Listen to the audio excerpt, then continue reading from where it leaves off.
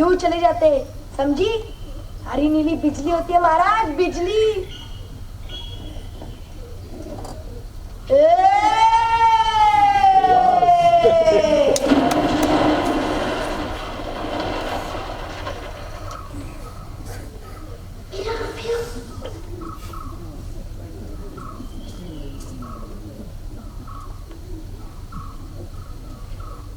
नहीं देखा क्या? मोर एक ही था। कहाँ कहाँ कहाँ कहाँ क्या कर रही है? वो तो गया भी। हाँ, गया रे।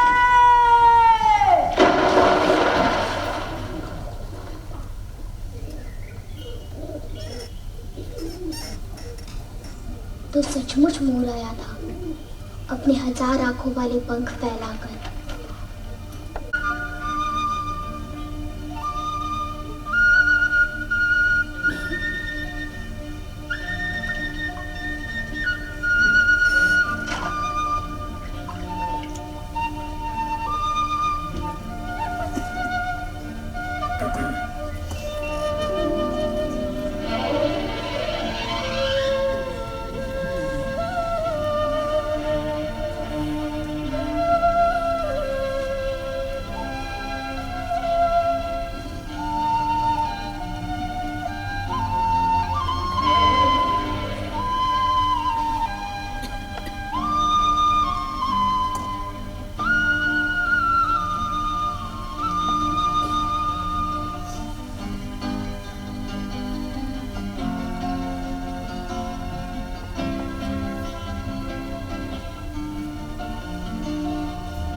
रुपेश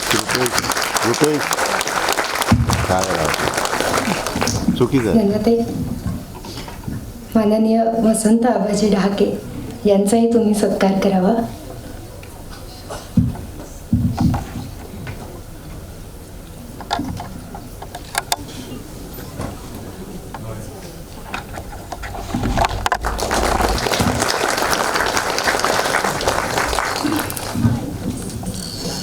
अक्षरधारा बुक गॅलरीच्या रसिकाताई राठिवडेकर यांना मी विनंती करते की त्यांनी प्रभाताईंचा सत्कार करावा.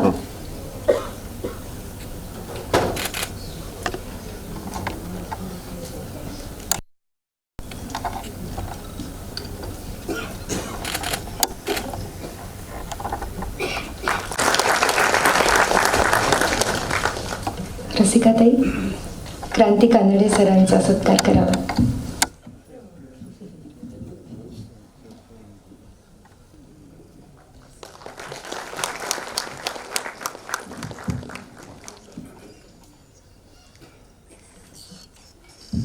मी नंदाताईंना विनंती करते त्यांनी मीनाताईंचा सत्कार करावा.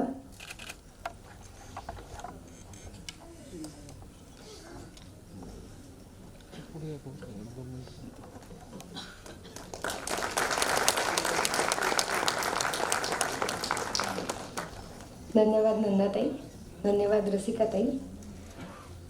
या भेटवस्तूंविषयी 2 खास गोष्टी आहेत त्या मला इथे सांगायला आवडतील. सचिन परांजपे म्हणून पालघरचे GNचे एक मोठे चाहते आहेत आणि त्यांनी एक अत्तर तयार केलं आहे आणि त्या अत्तराला त्यांनी नाव दिलं आहे रमलखूण. तर हे अत्तर आत्ता भेटवस्तू म्हणून दिलं आहे आणि GNनी स्वतः केले. सिंग सर आलेत का? हे मला वाटतं ते आपल्या आत्ता इथे उपस्थित नाही. पत्राची सुरुवात करावी. थँक्यू. आपण घेतलेला आहे. जे कुलकर्णी हे मराठीतले दिग्गज कथाकार आणि जागतिक पातळीवर सुद्धा त्यांची कथा जाऊ शकेल इतकी समर्थ कथा मराठीमध्ये त्यांनी लिहिली आहे. कितीतरी कथा आपणासही आठवत असतील, ज्यांच्या कथा आपल्याला विसरता येत नाही. ही आत्ता आपण कैरी चित्रपट पाहिला. कैरीसारखी ज्यांची अत्यंत मनाला भिडणारी अशी दुसरी कथा म्हणजे तुती आहे आणि त्यांच्या दीर्घ कथा, गुंतवड सारखी कथा, चंद्रावळ सारखी कथा आपल्याला विसरता येत नाही. अशा या थोर कथाकारांना आपण विसरू शकत नाही. अमोल आणि क्रांती कानडे यांनी त्यांच्या कथांवर ही चित्रपटाची निर्मिती केली. कथा आणि चित्रपट दोन वेगळी माध्यमं आहेत. शब्दामध्ये लिहिलेली कथा आहे आणि त्याचं चित्रपटामध्ये रूपांतर या दोन दिग्दर्शकांनी केलेलं आहे. मला स्वतःला हे दोन्ही चित्रपट अतिशय आवडले. छोटीशी चैत्रसारखी कथा पण कानडे यांनी फार सुंदर मांडली आहे. मी कैरीचा एक छोटासा भाग होतो, तो भाग सोडा, परंतु अमोल आणि चित्रा यांनी त्या चित्रपटाची जी निर्मिती केली, काही भाग मला प्रत्यक्ष अनुभवता आला, पाहता आला. चित्रपट कसा तयार होत असतो, शब्दाचं रूपांतर प्रतिमांमध्ये कसं होत असतं, हे काही थोडं मी अनुभवलं. पण मला तेव्हाही आणि आजसुद्धा असा एक प्रश्न, आता अमोलला मी प्रश्न विचारतो की जयंतच्या कथेमध्ये मुलगा आहे, चैत्रमध्येही मुलगा आहे आणि आपल्या कैरीमध्ये मात्र मुलगी आहे.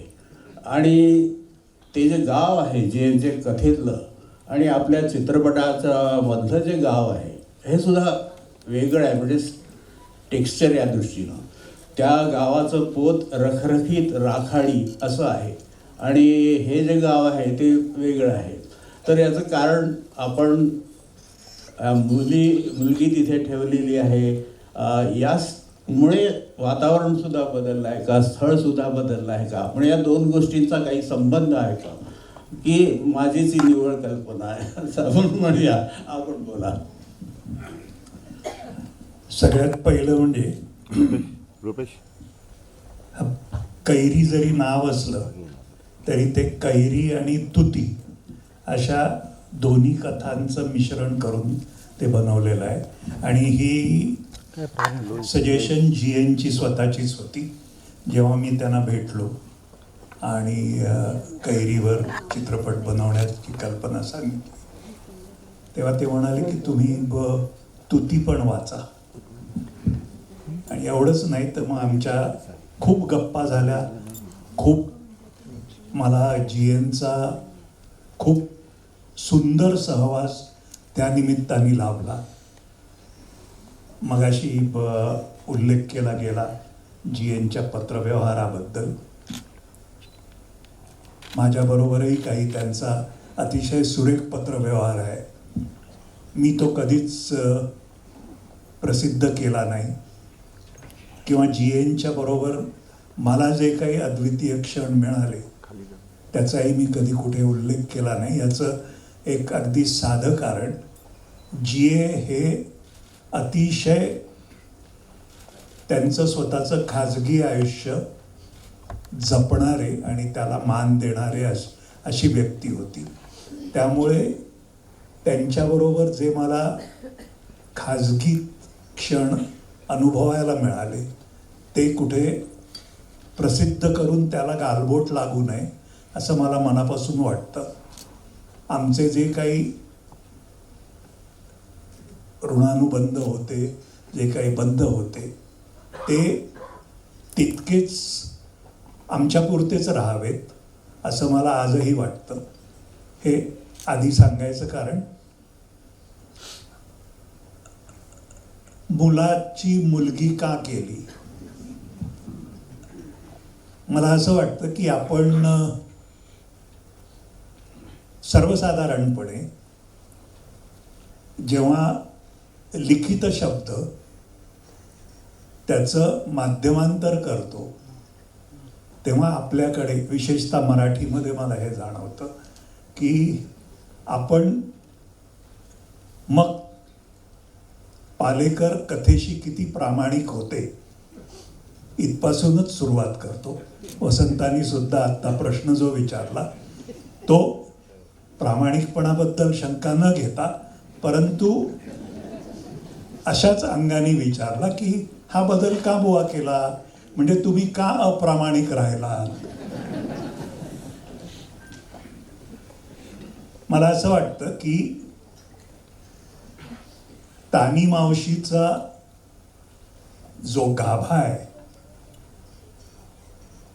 म्हणजे तिचं दुःख ती ते जे काही सहन करते त्याच्या पलीकडे जाऊन ती जेव्हा सांगते की हात आखडता घेऊ नकोस, जर नाही मिळालं तर हिसकावून घ्यायची तयारी ठेव, हा तानी मावशीचा गाभा आहे. आणि तो गाभा तिने मुलाला सांगणं यात मला काही विशेष वाटत नाही. कारण ॲज इट इज आपण मुलाला म्हणजे कुलदीपक वगैरे असंच म्हणून नेहमी आपल्या संस्कारामध्ये आपल्याला सांगितलं जातं की मुलगा हाच कुलाचं नाव पुढे वाढवणार असतो. त्यामुळे मुलाला तिने ही शिकवण देणं यात काही मला फार महत्त्वाचं वाटत नाही.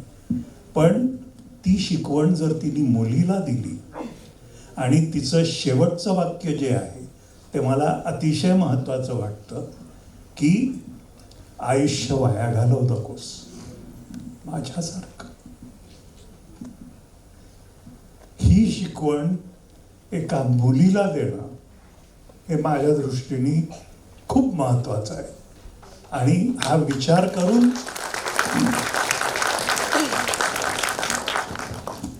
करून हा बदल केला. आणि आज इतक्या वर्षांनी पुन्हा बघताना मला खरंच अभिमान वाटला की अप्रामाणिकपणाचा ठपका घेऊन सुद्धा मी हा बदल केला. आणि त्याच्यामुळे कैरी या चित्रपटाची उंची थोडी जास्त वाढली असं माझं मत आहे. त्यांनी आणखी एक प्रश्न विचारला की ते गाव रखरखीतपणा. मला असं वाटतं की तानी मावशीच्या आयुष्यातला जो रखरखीतपणा आहे तो ढोबळपणे किंवा बटबटीतपणे न दाखवता असा जर सतत सगळीकडे जाणवत राहिला, दिसत राहिला तर तो जास्त संयुक्तिक असेल असा विचार करूनच ते लोकेशन निवडलं. आणखी त्यानिमित्ताने एका गोष्टीचं मला मुद्दाम म्हणजे मला ते डोक्यात होतं, आठवणीत होतं, आज पुन्हा बघताना आठवलं.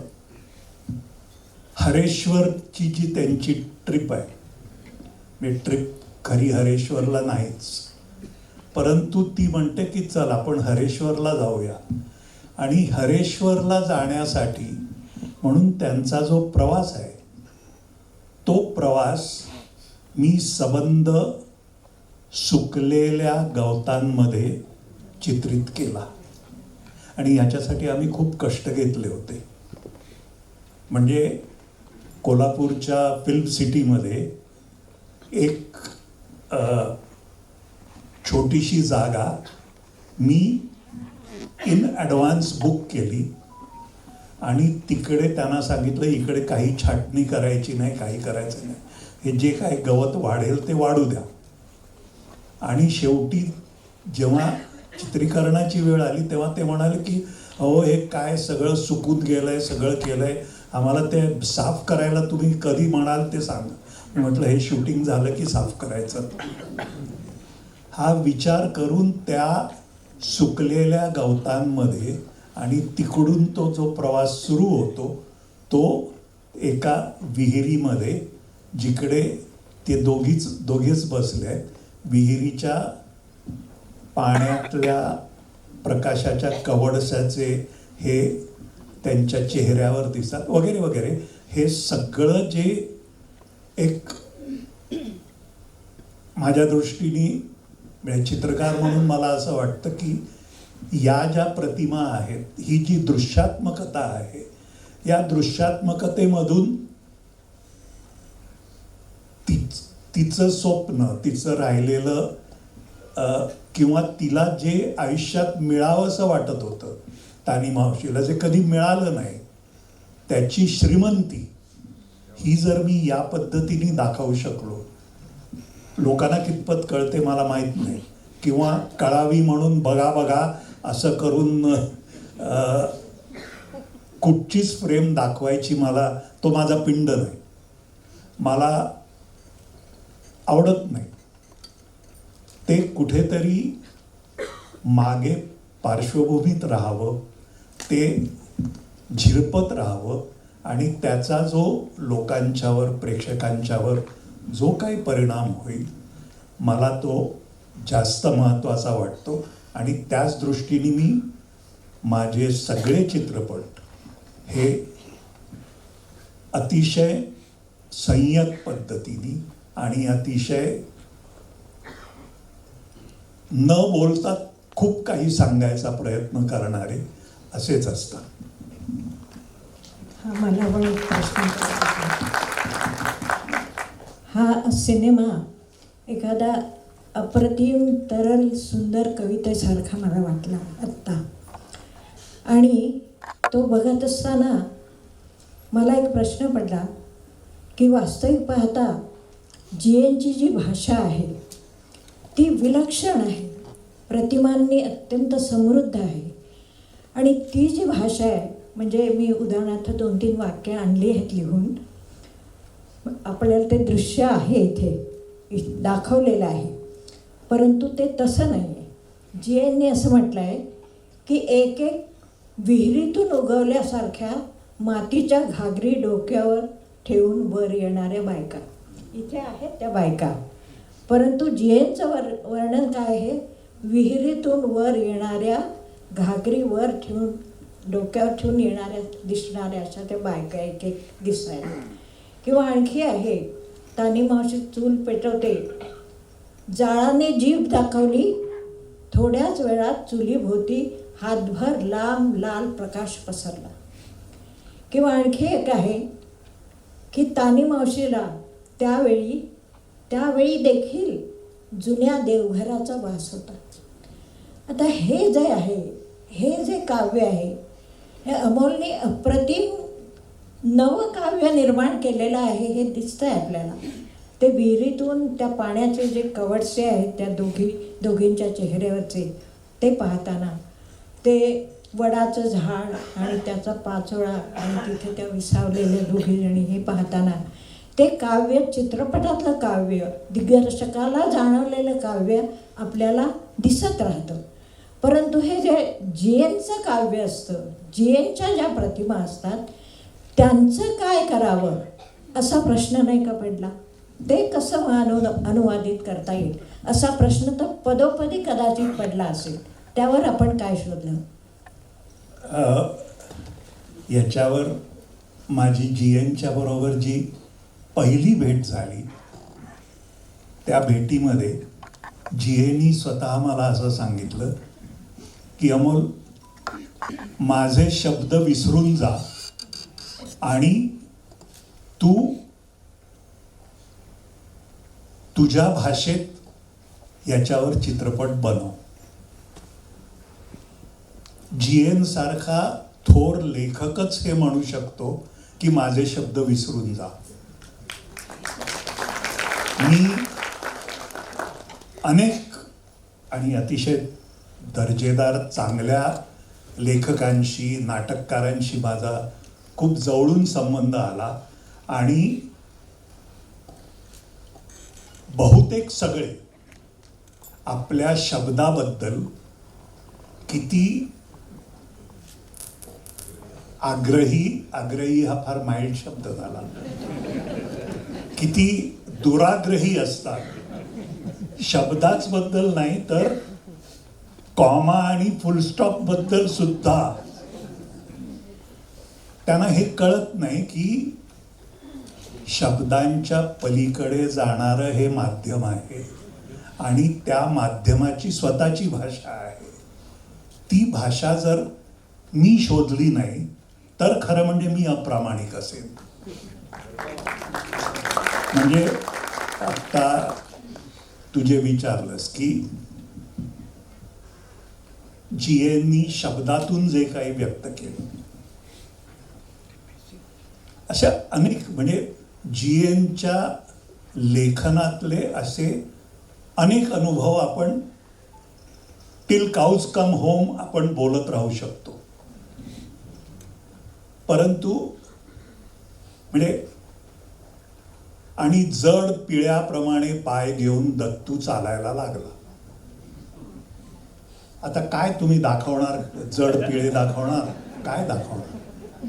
किंवा खरं म्हणजे आपली अपेक्षा जी असते ती अशी असते जी 1950च्या दशकात जो चित्रपट बनवला जायचा, म्हणजे नायिकेला अतिशय दुःख झालं की आम्ही पटकन शॉट दाखवतो, चुलीवर दूध उतू जात आहे आणि आम्हाला वाटतं की म्हणजे इनफॅक्ट त्यावेळेला इथे दिग्दर्शक दिसतो असं म्हणून त्याची शाबासकी त्याला दिली जायची. मला असा दिसायला नको दिग्दर्शक. मला खरंच असं वाटतं की दिग्दर्शक असा दिसता कामा नये. तुम्ही जर चित्रपटाची भाषा, चित्रपट हे माध्यम, किंवा त्याच्या आधी सुद्धा नाटकाबद्दल आपण जेव्हा बोलतो तेव्हा आपण बोलताना असं पटकन बोलून जातो की दृक श्राव्य काव्य. तर दृक म्हणजे हे आम्हाला पडदा उघडल्यानंतर मध्यमवर्गीय दिवाणखाना दिसतो आणि तिकडे ते पात्र येऊन नळ उघडतं आणि त्याच्यातून पाणी आलं. आम्हाला वाटतं हा काय म्हणजे हीच खरी दृश्यात्मकता. आपली मजल आणि मर्यादा दृश्यात्मकतेची हीच. मला असं वाटतं की आपण ह्याच्या पलीकडे, नाटक सिनेमा हा याच्या खूप पलीकडे खूप पूर्वी गेला. माझ्यासारखा मागच्या पिढीचा दिग्दर्शक जर हे जाणत नसेल आणि जर त्याच चौकटीतून शब्दांचा विचार करणार असेल तर मला असं वाटतं की खरंच मी मग जीएनशीही अप्रामाणिक आहे आणि माझ्या स्वतःशीही अप्रामाणिक आहे. त्यामुळे ते पाप मी केलं नाही आणि याच्यात जीएनचा खूप मोठा भाग होता. जीएनी व मला आमच्या ज्या काही 10-12 गाठीभेटी झाल्या त्याच्यामध्ये इतकं काही दिलं. त्या माणसाला सिनेमाची अत्यंत उत्तम जाण होती, त्याला संगीताची उत्तम जाण होती, साहित्य याची तर होतीच. आणि तू म्हणाली तसं त्यांच्या स्वतःच्याच शब्दात जर सांगायचं गप्पा मारताना, ते म्हणाले की माझं लेखन बिखन ठीक आहे पण मला कविता नाही लिहिता येत, हे माझी खंत आहे. कारण कविता हे सर्वोत्तम एक्सप्रेशन आहे लिखाणातलं, असं त्यांचं मत होतं. तर इतकी जाण असलेला माणूस जेव्हा स्वतःच्या किंवा लेखनाच्या, आपण म्हणू लेखन याच्या ज्या सीमा आहेत, मर्यादा नाही सीमा आहेत, त्या ओलांडून जाऊन दृश्यकलेच्या ज्या काही पॉसिबिलिटीज आहेत, जो काही अवकाश दृश्यकलेत मिळतो, तो सगळा जर आपण पकडू शकलो नाही तर मला असं वाटतं की आपण नको त्या अंगाने उगीच नको तिकडे अडकून पडतो. आणि एक या निमित्ताने असंच एक नुसतं हे सांगतो, विचारलेलं नाही पण तरीसुद्धा, की मला असं वाटतं की आपण म्हणजे मराठी प्रेक्षक आणि मराठी नाट्यकला आणि चित्रपटकला बऱ्याच अंशी ही वास्तववादामध्ये इतकी अडकली की आपण त्याच्यातून बाहेर पडू शकत नाही. ते किती वास्तव आहे, किती हुबेहूब आहे, किती जसंच्या तसं हो यानीच आपण खुश होऊन जातो, त्याच्या पलीकडे आपण जात नाही. म्हणजे वास्तववादाच्या पलीकडे जाऊन मग मी म्हटलं तसं हरेश्वरला जाण्याची ट्रिप ही माझ्या मते एक अतिशय सुंदर अतिवास्तववादी लेखनाचं उदाहरण आहे, छोटंसं. पण हा अतिवास्तववाद आम्ही लक्षात न घेता आम्ही त्याला वास्तववादात जर गुंतवायचा प्रयत्न केला, मग हरेश्वर असं दिसत होतं का, हरेश्वरला अशी विहीर होती का, आपण चुकीच्याच अंगाने तिकडे बघतोय, तर असं करूया नको, असं माझं पुन्हा एकदा सगळ्या रसिकांना पुन्हा एकदा आवाहन आहे.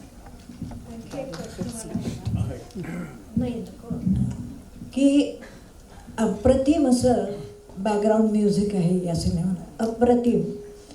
परंतु गाणं कुठेही वापरावं असं नाही वाटलं, ते का बरं? मला असं वाटतं की हां, म्हणजे या संदर्भात असं की जीएनचा माझा पण त्या काळामध्ये आपलं जेव्हा ठरलं हे कैरीचं आणि चित्रा वगैरे, आम्ही म्हणजे तुमच्या घरातच राहत होतो, तर त्यावेळी आमचा मी आणि जी यांचा थोडासा झाला होता पत्रव्यवहार. तर त्यांच्या मनामध्ये हे जे गाणं नावाचा प्रकार आहे ना, चित्रपटातली गाणी, ह्याच्याबद्दल काही फारसं चांगलं मत नव्हतं. आणि माझ्या डोक्यात जे होतं पारंपरिक पद्धतीचं, काय जात्यावरच्या ओव्या किंवा अमुक तमुक, कारण तानी मावशी ज्या खेड्यात राहते, ज्या गावात राहते, ज्या संस्कारातून आलेली आहे नाही का, म्हणजे आल्याबरोबर ओवाळणारी बहीण आहे तिची, तर तिथे कुठेतरी गाणं येऊ शकतं असं मला वाटत होतं. त्यांनी त्याला अतिशय कडाडून विरोध केला होता. तर तशी काही चर्चा झाली होती का? नाही, तशी चर्चा झाली नाही. याचं कारण असं की मलाही कैरीमध्ये कुठे गाणं दिसत नाही. आणि मला असं वाटतं की, आणि मी जे चित्रपट बनवले, काय 12-15 चित्रपट आत्तापर्यंत बनवले, त्या चित्रपटामध्ये त्याची जी पटकथा असते, ती पटकथा ही त्याच्याबरोबरचं संगीत मागते. हे अशा प्रकारचं संगीत हवं आहे, अशा प्रकारचं गाणं इथे यायला पाहिजे असं. म्हणजे इनफॅक्ट माझ्या नंतरच्या चित्रपटांची पटकथा संध्यानी लिहिली आहे. संध्याची खासियत अशी की ती अमुक ठिकाणी गाणं एवढंच म्हणत नाही, तर ती म्हणते की अमुक अमुक रागातलं गाणं इथे असेल. इतकी म्हणजे ही सगळी जी मागणी असते ती त्या पटकथेची मागणी असते. कैरीमध्ये मला कुठेच असं गाणं दिसत नाही म्हटलं तर 2 गाणी वापरले. त्या बस स्टँडच्या टी स्टॉलवर जी गाणी आहे ती गाणी मी अगदी विचारपूर्वक वापरली तिकडे. बनगरवाडीमध्ये गाणं नाही, कारण बनगरवाडीमध्ये सुद्धा मला कुठे आपल्याला खूप, इनफॅक्ट या निमित्ताने सांगायला हरकत नाही, म्हणजे जीएनी विरोध करायचा मुद्दा आला नाही, कारण मला स्वतःला नको होतं कुठे, त्यामुळे कधी या विषयावर चर्चाही झाली नाही. परंतु बनगरवाडीच्या वेळेला तात्यांनी जी पहिली पटकथा लिहिली होती, म्हणजे माझ्याकडे मी ते सिनेमा बनवायच्या आधी भासू भट्टाचार्य सिनेमा बनवणार होता आणि वगैरे वगैरे असं खूप, त्यांनी जी पटकथा लिहिली होती ती मी कम्प्लीट रिजेक्ट करायचं एक महत्त्वाचं कारण त्याच्यामध्ये गाणी होती. मी म्हटलं तात्या, तुमच्याच कादंबरीमध्ये कुठे अशी गाणी दिसतात, आणि त्या कादंबरीशी, त्याच्या गाभ्याशी जर आपल्याला प्रामाणिक राहायचं असेल तर ह्याच्यात गाणी बिणी अजिबात नको आहेत मला. तात्यांचा मोठेपणा असा की तात्यांनी, आणि मी म्हटलं तुम्हीच पुन्हा पटकथा लिहायची. तात्या माझ्याबरोबर बसून त्यांनी आत्ता जी बनगरवाडी आहे त्याची पटकथा तात्यानेच लिहिली. म्हणजे स्वतःच्याच कलाकृतीकडे स्वतःच पुन्हा एकदा नव्याने बघण्याची क्षमता ही एखाद्या जबरदस्त कलावंतामध्ये कशी असते ह्याचं एक मोठं उदाहरण म्हणून मी बघतो. म्हणजे स्वतःच्या शब्दांच्या प्रेमात अडकून न राहता त्याच्या पलीकडे जाऊन एक वेगळा दृष्टिकोन घेऊन, वेगळं नवीन इंटरप्रिटेशन घेऊन आपण काय काय करू शकतो, हे असे खूप अनुभव मला या सगळ्या चित्रपट माझ्या कारकिर्दीमध्ये घ्यायला मिळाले. त्याबद्दल मी या सगळ्या मोठ्या लेखकांचा खूप आभारी आहे. एकही गाणं नाही, पण सबंध फिल्म म्हणजे एक लिरिकच आहे. ती लिरिकल मोडमधली फिल्म आहे असं मला स्वतःला वाटलेलं आहे. म्हणजे काही काही दृश्य आता प्रभारी सांगितले. एक दृश्य तर मी स्वतः अनुभवलं आहे. जेव्हा ती निरोप देते आणि तानी मावशी अक्षरशः कोसळते, हे शब्दामध्ये येऊच शकत नाही. दृश्य माध्यमाचं हे मोठं सामर्थ्य आहे की हुबेहूब ती गोष्ट आपल्याला सरळ ती प्रत्यय आणायला देतच असते. शब्दामधून वर्णन होईल परंतु प्रत्यक्ष दाखवलं जातं. काही बाबतीमध्ये साहित्य इतर कला याच्यात साम्य नक्कीच आहे. म्हणजे प्रतिमा प्रतिका या गोष्टी असतातच, चित्रपटात असो की कथामध्ये असतो.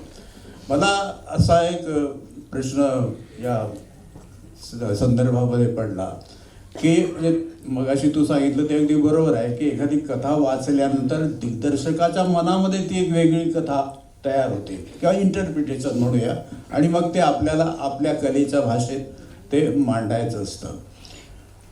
इथे एक व्यत्यय वाटतो का? म्हणजे तू जो केला आहे त्यामुळे तुला तो वाटत नाही असं मला आधीच सांगायचं आहे. पण असा एक विचार डोक्यामध्ये येतो की समजा नंतर मोठी होऊन त्या गावामध्ये ती मुलगी येते, याची खरोखरच गरज आहे असं वाटतं का? त्याची गरज पुन्हा एवढ्या साध्या कारणासाठी आहे की तानी मावशीचं कुठचंच स्वप्न साकार झालं नाही. निदान हे स्वप्न तरी साकार झालं की तू मोठी हो, आणि मोठी अशा पद्धतीने हो जे ती जी शिकवण देते तानी मावशी, ती शिकवण जर नुसतंच तानी मावशी म्हणजे कैरी कथेमध्ये जो एंड आहे त्याचा तो तसाच दुःखद एंड आहे, त्याला पुढे काही होत नाही, तर तो तसा ते स्वप्नसुद्धा वांझ ठरू नये असं मला मनापासून वाटलं. आणि म्हणून तो शेवटी जो एक हे केला.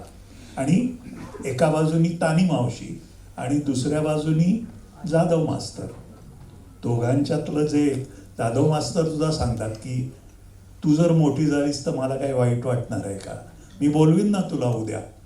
हे सगळं कथेतलंच आहे. म्हणजे मी कुठून बाहेरून आणलंय असं नाही, कथेतच ह्याची बीजं आहेत सगळी, ती फक्त घेऊन मी फुलवली. परंतु तामिळवाशी तिने आत्महत्या केलेली, नवऱ्याने तिला दिलीच विषाची पुडी, कदाचित तीच वापरली असेल तिने. हा जो शोकात्मक भाग आहे त्याचा आणि त्याचा जो परिणाम आहे वाचकावरचा, तो या चित्रपटात अजिबातच दिसत नाही, दाखवलेलाच नाही. किंबहुना एक प्रकारे तानी मावशीचं स्वप्न हे दिग्दर्शकाने पूर्ण केलेलं आहे, साकार केलेलं आहे. तानी मावशीच्या आत्म्याला जणू काही शांतता आता लाभली असेल.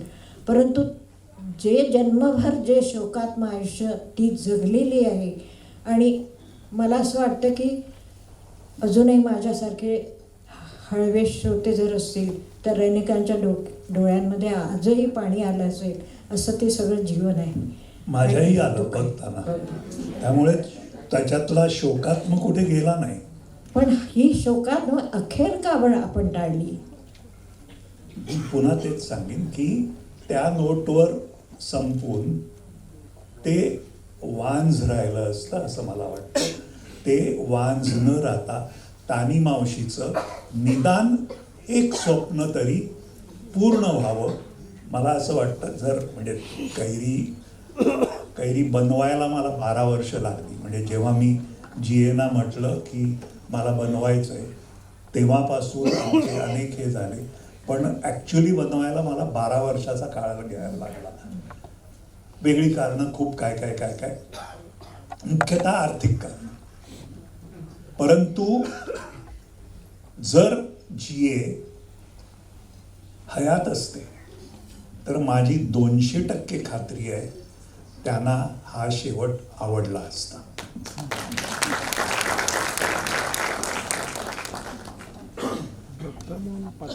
मी आता थोडं क्रांतीकडे वळतो. ही कथा चैत्र मी पहिल्यांदा मराठवाडा दिवाळ्यांकात वाचली होती, त्याचवेळी अशी मनाला भिडली. म्हणजे आई आहे आणि मूल आहे, त्या मुलावर होणारे संस्कार आणखी 1-2 कथा त्या काळामध्ये त्यांनी छोट्या छोट्या लिहिल्या होत्या. तुम्हाला ही कथा का निवडावीशी वाटली?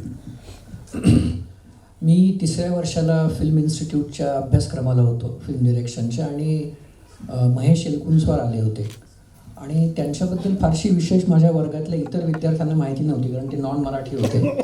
त्यामुळे त्यांना काही विशेष इम्प्रेसिव्ह नाही वाटले ते. आणि मी इतका प्रचंड आनंदी झालो होतो आणि इतका मला म्हणजे आनंदाचे असे धक्के बसत होते की आपल्या समोर महेश एलकुंचवार बसलेत आणि ते शिकवतायत वगैरे. तर मी त्यांच्याशी खूप जास्त इंटरॅक्शन केलं आणि त्यांनाही दुसरं कोणीच त्यांना ओळखतच नव्हतं एक प्रकारे, त्यामुळे तेही माझ्याशी अधिक प्रेमानं बोलू लागले. आणि आम्ही गप्पा मारत मारत मी त्यांना म्हटलं, आई त्या वयामध्ये 21 वयामध्ये हिंमत असते, भीती हा प्रकारच नसतो, शिवाय तुम्ही इन्स्टिट्यूटमध्ये असता त्यामुळे एक संरक्षण असतं सगळ्या बाजूंनी. मी त्यांना म्हटलं, तुम्ही माझ्यासाठी माझी फायनल इयर डिप्लोमा फिल्म लिहाल का? आणि ते म्हटले, हो, किती साधारण 1 तासाची असते का तुझी? म्हटलं नाही, फक्त 20 मिनिट. ते म्हटले, नाही, माझ्याकडे एक 30 मिनिटाची स्क्रिप्ट आहे. म्हटलं नाही 20 minute. So it was very strange. आणि कारण आमचे खूप कडक नियम तिथे तेव्हा होते. त्याच्या आधी 10 वर्ष आधी आम्ही 1 तास 40 मिनिट अशा व्हेरिएशन्सच्या लेंथच्या फिल्म्स करत होतो. पण हे 20 मिनिटाचं बंधन खरं तर काही वेळेस चांगलं असतं, काही वेळेस ते खूप मर्यादा येतात. तुम्ही त्यांना म्हटलं नाही 20 मिनिटाची असेल तरच सांगा. तर मग ते म्हटले, तुला कुठले लेखक आवडतात वगैरे. आणि मी अर्थातच जी ए कुणाला आवडत नाही, त्यामुळे मी त्यांचे वाचले होतं जी एनचं. आणि मग ते म्हटले, तू त्यांची सिनेमा कथा माहिती आहे का तुला? आणि ती त्यांच्या कुसुमगुंजा नावाच्या तशा खूप अननोन कथासंग्रहामधली ही कथा होती, सिनेमा. तर मी त्यांना म्हटलं, हो, सिनेमा तर छानच आहे, पण ते चैत्र म्हणूनही अजून एक आहे. किंवा असं काहीतरी उलटं बोलणं झालं असेल. मी सिनेमा म्हटलो आणि ते म्हटले चैत्र पण चांगली आहे, असं काहीतरी झालं. आणि मी म्हटलं, हो, चैत्रही छान आहे. पण गमतीची गोष्ट अशी की मी ज्या घरातनं येतो ते तसं खूप समाजवादी आणि असं इथिस्ट बॅकग्राऊंडमधनं मी येतो. त्यामुळे मला हळदी कुंकू किंवा हे सगळं ट्रेडिशनल वातावरण याची काहीच माहिती नव्हती. आणि त्यामुळे I could not connect with that content or that aspect of it. आणि त्यामुळे आणि मुख्यतः मी इंग्रजी माध्यमात शिकलेलो असल्यामुळे मला शब्द आणि त्याच्यामधील जो एक प्रवास आहे त्याच्याऐवजी I would connect more with the emotion आणि विथ द स्टोरी. आणि this story really made me cry several times and I couldn't understand why. मला कळत नसे की मी जेव्हा वाचतोय तेव्हा मी रडतोय का? आणि माझे मित्रमैत्रिणी त्यांना असं वाटायचं की काय हा डिप्रेशनमध्ये चाललाय का की काय. आणि त्यामुळे ती मला खूप भावत होती सतत. आणि अर्थातच त्याच काळात एलकुंचवार म्हटले की ती कथा छान आहे. आणि मग मी ती माझे जे प्राध्यापक असतात त्यांना पिच केली, त्यांना ती दाखवली. आणि गमतीची गोष्ट अशी की ते नॉन मराठी होते आणि त्यांना हेच कळेना की ह्या कथेत कॉन्फ्लिक्ट काय, म्हणजे काय. सो ते म्हटले, काय so what is it about? मला कळेच ना की कसं एक्सप्रेस करावं. व्हॉट इज इट अबाउट म्हणजे काय? त्याचं अख्खं विश्व आहे ना, सगळ्या गोष्टी आहेत. मग दुसऱ्या प्राध्यापकाकडे गेलो होतो. ते म्हटले की हो, पण ही काहीतरी विचित्र अस्त्रीवादी कथा आहे. Why do you want to do it? You will have no future with this. And look, I am sitting here with these 2 great people. so filmmaking is a very, जसं वर्नर हर्झॉग नावाचे एक फिल्म मेकर आहेत जागतिक लेवलचे, ते म्हणतात film making आहे तसं खूप सर्कस किंवा असं खूप प्रॅक्टिकल कार्यक्रम आहे. त्यामुळे तुम्ही ते करत जाता आणि त्यात तुम्ही शिकत जाता. आणि गोष्टी जर व्यवस्थित घडल्या, त्या गोष्टी व्यवस्थित सगळ्या जमून आल्या तर ते जमून येतं. आणि त्यासाठी पुढचा टप्पा महत्त्वाचा हा आहे की ज्या लोकांना तुम्ही भेटता ते तुम्हाला किती रिस्पॉन्ड करतायत, किती प्रेम देत आहेत, किती आधार देत आहेत. कारण तुम्ही एकट्याने फिल्म करू शकत नसता.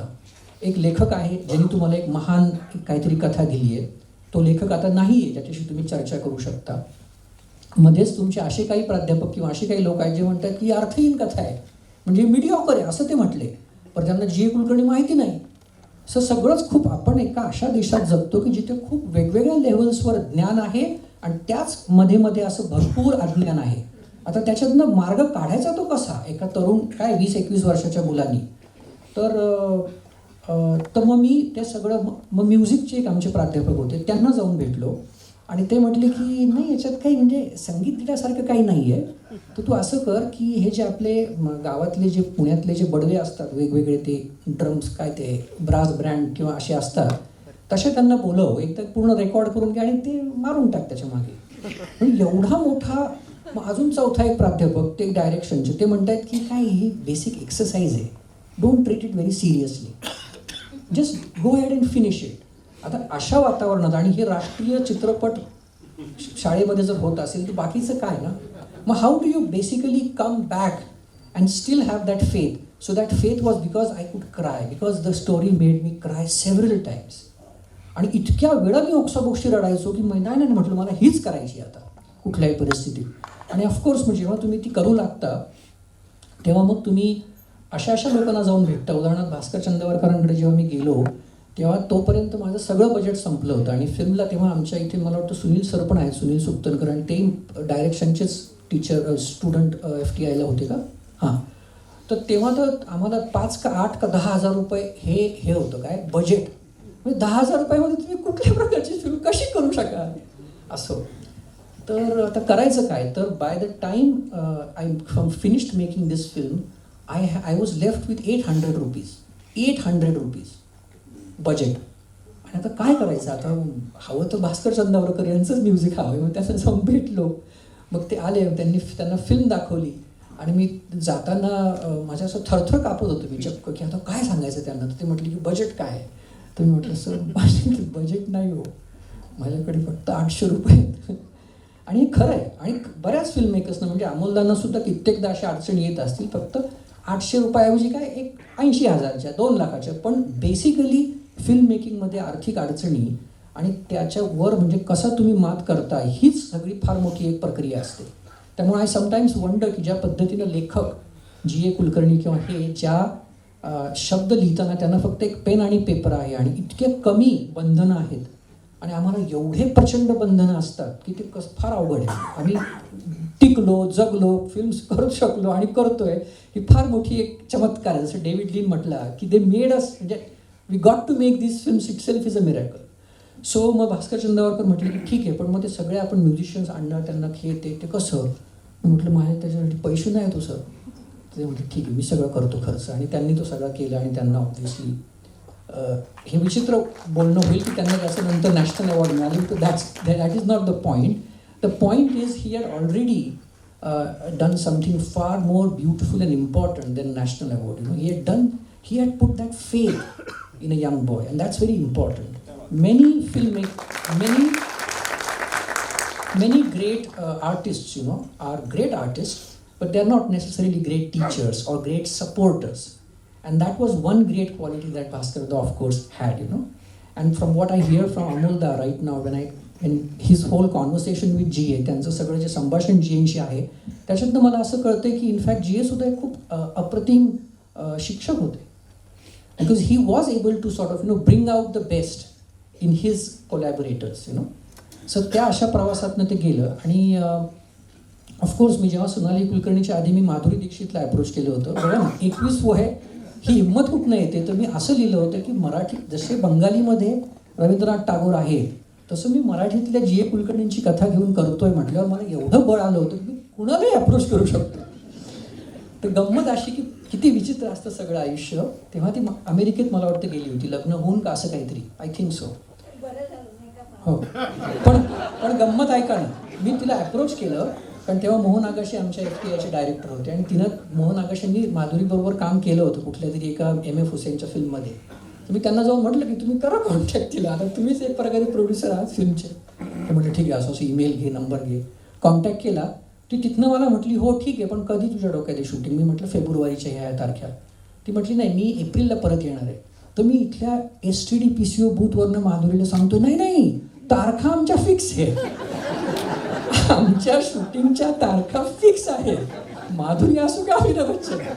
कारण मी जाऊन माझ्या प्रोफेसरला जेव्हा म्हटलं की हो असं असं आहे तर ते निर्विकारपणे जणू काय म्हणजे कोण माधुरी परांजपे, माधुरी दीक्षित काय. ते म्हटली but what are your dates. I said, but she's not available during those dates. Fine, take somebody else. So it's very interesting how sort of, you make film. Film is really made with so many, काय म्हणतात त्याला, असे विरोधाभास, आणि chances are so important. You got to be so lucky.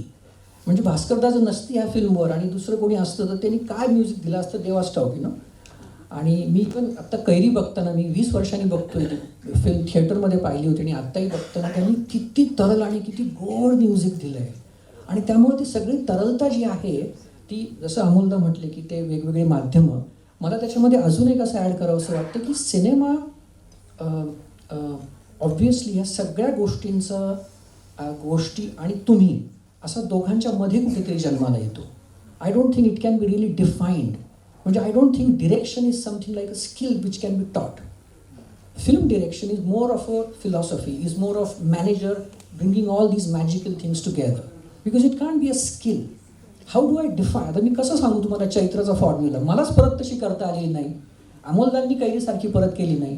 मग what it means, you know? So I think it is just going into the complete unknown. जसं GA कथांमधनं अशा एका पॉईंटला कुठेतरी न्यायचे आपल्याला की ते गूढता असा शब्द म्हणणं तसं फार म्हणजे बेसिक होईल.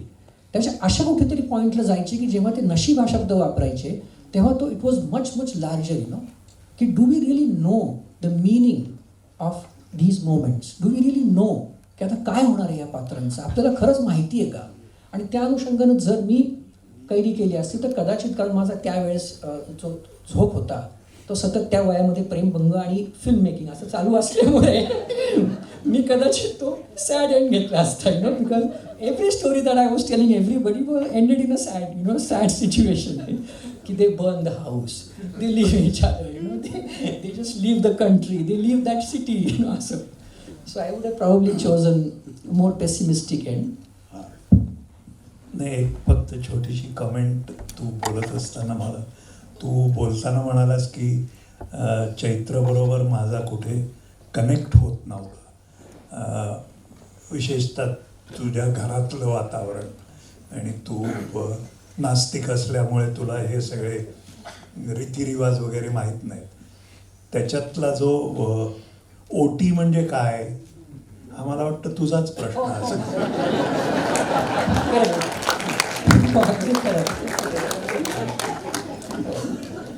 That's true. कारण माझे प्राध्यापक मला हे नोट्स द्यायचे ना की what is this, what is this, आणि मी मग त्याची उत्तरं शोधत होतो, यू नो. नाही कथेत नाही. अजून एक नाही आहे कथेमध्ये. कारण पुन्हा जेव्हा फिल्म पूर्ण झाली तेव्हा ती गमतीची गोष्ट अशी की ते मला नापास करणार होते. मला कळेच ना का. ते म्हटले या फिल्ममध्ये लॉजिक नाही आहे. म्हटलं ह्या लॉजिकवर तुम्ही मला नापास कसं करणार, नाही का. ती एका कथाकाराची फिल्म आहे, ती एकाने केली आहे, त्यांना नसेल लॉजिक आवडत, असं काहीतरी मी ते वेळासारखं बोलत होतो. पण आता काय करायचं, व्हॉट इज द, म्हणजे काय तुमचं म्हणणं आहे, कुठलं लॉजिक पटत नाही. की एवढ्याशा छोट्या गावामध्ये त्या लालनताई आणि त्यांच्या फॅमिलीला हे कसं नाही कळलं की हा नवरा गेलाय. हा, तर मी म्हटलं हो मुद्दा आहे तुमच्याकडे.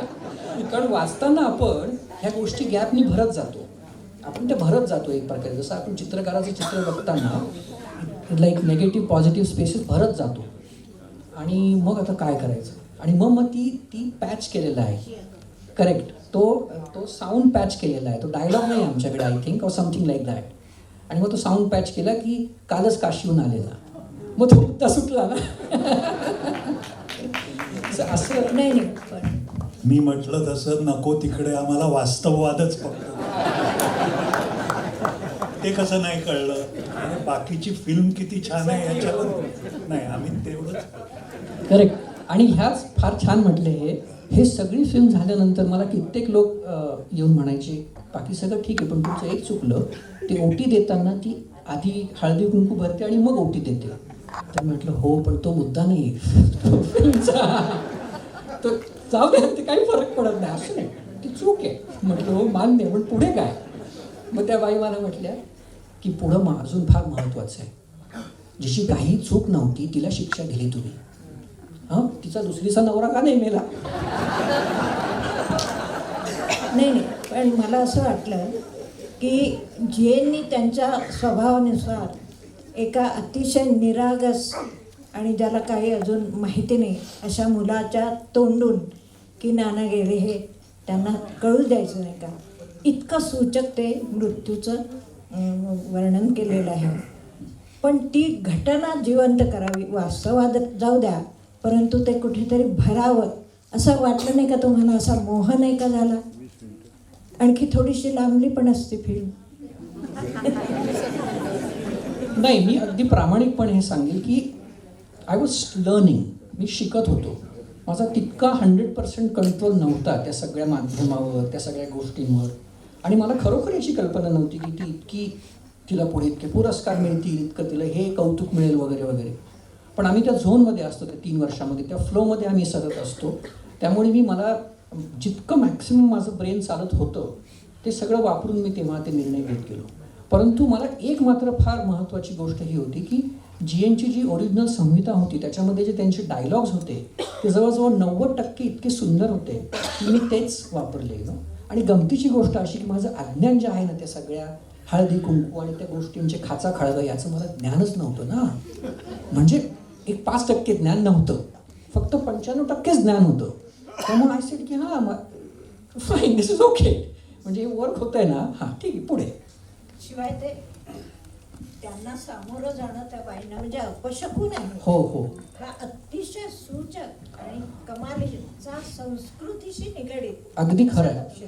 परंतु ना, जेव्हा ती दाखवली गेली मुंबईत पहिल्यांदा, तेव्हा काही काही क्रिटिक्सनी इतकं घणाघाती टीका केली त्याच्यावर की ही मीडिऑकर आहे आणि ही स्त्रियांना जुनाट वातावरणात, जुन्या वातावरणात घेऊन जाणारी आहे, कारण हे असं असं आहे. तर मला कळेच ना की कसं डिफेंड करावं, त्यामुळे मला ते नंतर कळलं की when he is talking about सुहासिन, when he is talking about these words, he means it in a much larger context.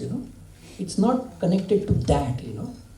It's in a much larger context. But I was not able to convince that particular critic. Ironically, after 6 years, she gave me another national award. That's a different matter. तुम्ही दोनही कलावंतांनी, म्हणजे सिनेमाच्या क्षेत्रातल्या महत्त्वाच्या कलावंतांनी आमच्यापर्यंत GA पोचवले असं माझं तरी मत झालेलं आहे.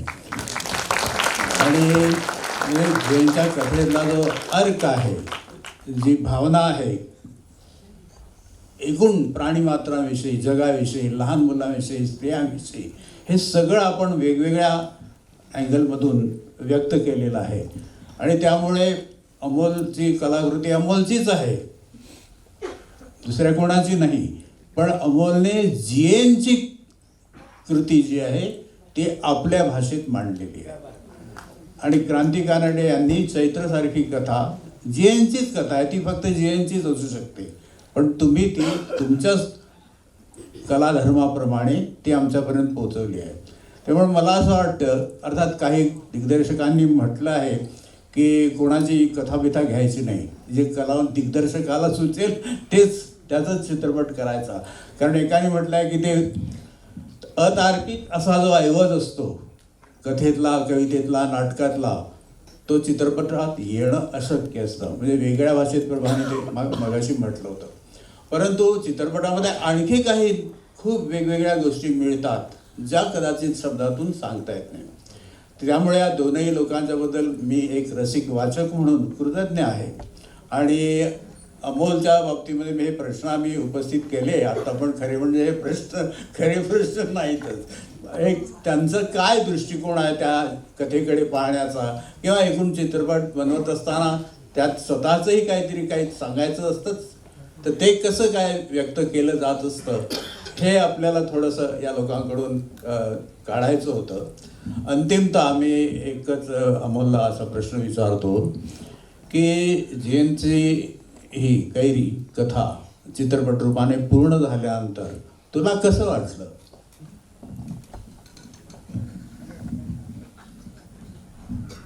पूर्ण झाल्यानंतर हुश्य झालं, अनेक अर्थाने हुश्य झालं. मी म्हटलं त्याप्रमाणे ते करण्यासाठी मला 12 वर्ष धडपड करावी लागली.